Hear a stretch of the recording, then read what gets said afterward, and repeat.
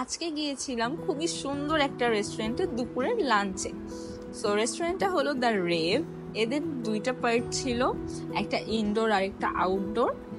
So ইনডোরটা খুবই সুন্দর, well decorated ছিল অ্যান্ড লাইটিং এর জন্য খুবই বেশি অ্যাস্থেটিক লাগছিল। অ্যান্ড আমি আমার ফুল ফ্যামিলির সাথে লাঞ্চে যাই। আমি ফ্যামিলি ব্লগটা অন্য আরেকদিন শেয়ার করব। So come to their food review. Fried rice, chicken fry, এগুলো সব বাফেটার কমন। সো তাদের বাফেটাও কমন এই ফ্রাইড রাইস, চিকেন ফ্রাইয়ের আইটেমগুলো ছিল। And this salad section is too good, অনেক সুন্দর করে ডেকোরেট করা ছিল। অ্যান্ড মেইন ডিশের মধ্যে বিরিয়ানি, খিচুড়ি, এরকম প্রায় 5টা আইটেম ছিল। অ্যান্ড প্রত্যেকটাই খুবই ভালো ছিল। আর স্পেশালি ক্রেভও তারা দিয়েছিল। আর অ্যাপিটাইজার আইটেমের মধ্যেও প্রায় 5টা আইটেম ছিল। সবচেয়ে বেশি অম্ফনটা ট্রাই করা হয়েছে। অ্যান্ড সাদা ভাত, ভর্তা, এই ধরনের আইটেমও ছিল। তারা টোটাল 80টা আইটেম প্রোভাইড করেছে। সো তাদের সবগুলো আইটেমই খুবই ভালো ছিল। And come to the soup section, তাদের 3টা অপশন ছিল।